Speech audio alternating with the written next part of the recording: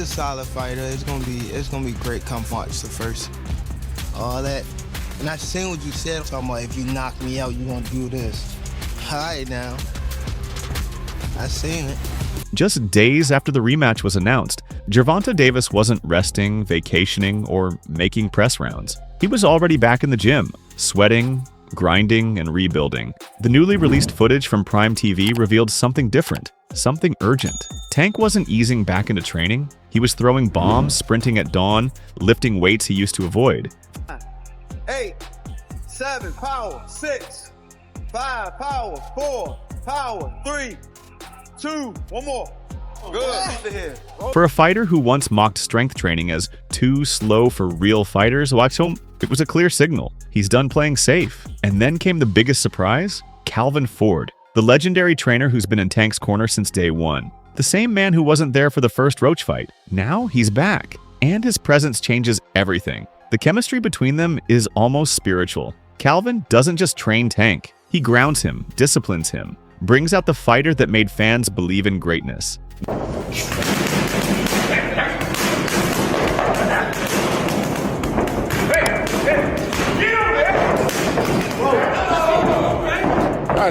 With Ford back in command, the energy has shifted. This isn't just a rematch, it's a reset. But here's the part that has fans buzzing. Tank's not just training harder, he's training with a kind of desperation, like someone who knows this could be his last chance to prove he's still the real deal. And if he fails again, the fall will be louder than ever. The last time Calvin Ford wasn't by Tank's side, everything unraveled, and fans noticed. During the first Davis versus Roach bout, it wasn't just Tank's sluggish performance that raised eyebrows. It was the fact that his trusted head coach Calvin Ford wasn't leading the camp. Instead, another veteran stepped in, but the results spoke volumes. Tank looked uncharacteristically flat. His timing was off, his shots lacked the usual sting, and most damning of all, he showed hesitation. That mental edge, the one that made him so dangerous, seemed absent. And suddenly, what once felt like a guaranteed win.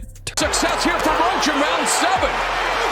And yet only landing him by 3 thus far. Davis ripping that right hand, and then Roach rips a left hook to the body. Good stuff here in round. Turned into an exhausting 12-round war, ending in a result no one could have predicted. Many believe the absence of Ford wasn't just noticeable, it was costly. Now, with the rematch looming, that mistake won't be repeated. Calvin is back, and not just as a coach, but as a stabilizing force. Someone who's known Tank since his teenage years, who knows when to push, when to pull, and when to protect his fighter from himself. This fight isn't just about Roach. It's about rewriting a night that never should have gone wrong. For the first time in his career, Gervonta Davis admitted something most fighters would never say aloud. He's scared of being embarrassed, and on March 1st, that fear became real. Midway through the 9th round, Lomant Roach landed a sharp jab that made Tank stumble, then pause. And then, shockingly, Tank dropped to one knee. What followed was chaos. Davis! Boom. He counterpunched Tank, took off some of the steam of the punch, but still, Roach leaned with right. He took it in. Davis fighting on even terms here in the 11th. Both of them have landed. The decision is a majority draw. There was no official knockdown call. Instead, Tank claimed a chemical from his hair dripped into his eyes, momentarily blinding him. Referee Steve Willis allowed the break. Critics, however, weren't convinced. The footage looked bad. And in the eyes of many fans, that moment became the symbol of Tank's unraveling. The controversy didn't end there. Roach's camp filed an official protest over the missed knockdown, pointing out that the self-imposed timeout should have changed the fight's momentum. And even though the commission upheld the draw, the damage was done. Now, Tank isn't just preparing to win, he's fighting to erase that image, to replace a viral moment of perceived weakness with a display of total domination. Because in this sport, legends aren't judged by the belts they wear, but how they respond when the world turns on them. What if the next time Lomant Roach steps into the ring, he already knows exactly how to beat Tank? In the days following their controversial draw, whispers began circulating. Roach might be sitting on something big. I think he felt my power too. Like, I think that's what negated a lot of his shots. And once I took his best shot, I was like, oh yeah, it's time to roll. During an offhanded exchange, Lomant hinted he has sparring footage that doesn't just show Tank's mistakes. It exposes them. Footage that, in Roach's words, reveals the blueprint to dismantle one of boxing's most dangerous fighters. Naturally, Calvin Ford, Tank's longtime coach, was quick to brush it off, but he didn't deny it either. He waved the rumors away as just talk.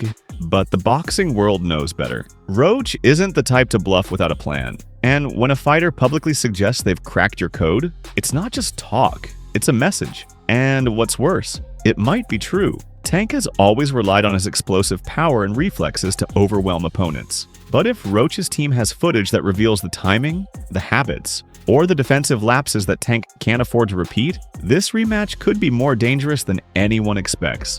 Because strategy beats power. And Roach, he's not coming for the show. He's coming for blood. This isn't just another fight. This is unfinished business.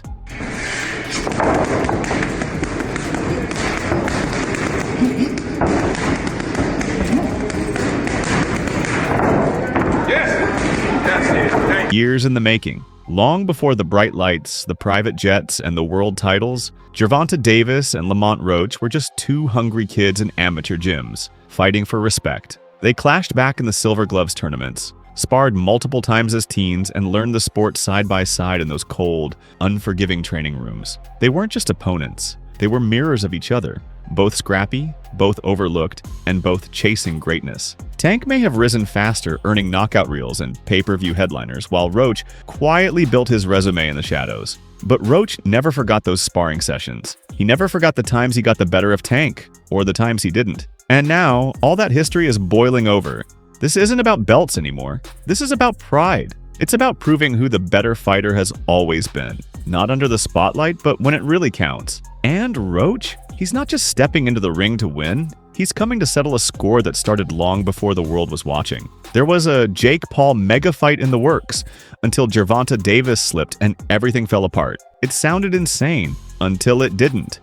We've always tried to make it happen. I agreed to go down to 192.5, which is lower than the weight we have agreed for Gervonta. He gonna pay for it. That sound good. That sound real good, but she's too little. Hopefully the rematch get announced soon. I don't know if he'll still fight Lomant Roach. I know he's fighting Jake Paul in November. It's gonna be a rematch. Tell you right now, I'm signed. According to multiple sources, including boxing insider Dan Rafael, talks were already underway for an exhibition between Gervonta Davis and YouTube's most infamous boxer-turned-fighter, Jake Paul. It would have been massive. A freak show for some, but a payday for all. Madison Square Garden, streaming deals, mainstream buzz. It was supposed to happen after the Roach fight, assuming Tank did what everyone expected, win. But then he didn't. The draw against Roach didn't just stain his record, it killed the momentum. All of a sudden, the boxing world wasn't talking about Tank's crossover dominance. They were talking about what went wrong. The rematch clause was triggered. The super fight was shelved. Jake moved on,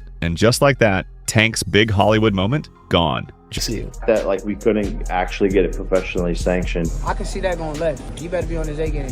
I'm focused on much bigger things, becoming world champion, fighting guys like Gervonta. No disrespect, no nothing. He's just too strong. Gervonta Davis has made one thing clear. This year might be his last. Whether it's the mental toll, the grind of training camps, or the desire to spend more time with his kids, Tank has hinted at retirement more than once. And now, with everything on the line, the stakes have never been higher. He's changed his entire training approach, lifting weights, running longer, staying disciplined with his weight cuts. This isn't just about Roach anymore, it's about how he wants to leave the sport. He doesn't want to walk away on a controversial draw. He doesn't want fans to remember him for a knee and an excuse. He wants to go out on top. But boxing doesn't care about legacies, it doesn't honor plans. It only remembers how you finish, and if this really is his final run, Tank knows. He can't afford a single mistake. Once the king of Baltimore, now the subject of internet memes. The fall from grace has been swift and brutal. Timothy Bradley Jr. said it best. Tank's name is getting dragged through the mud,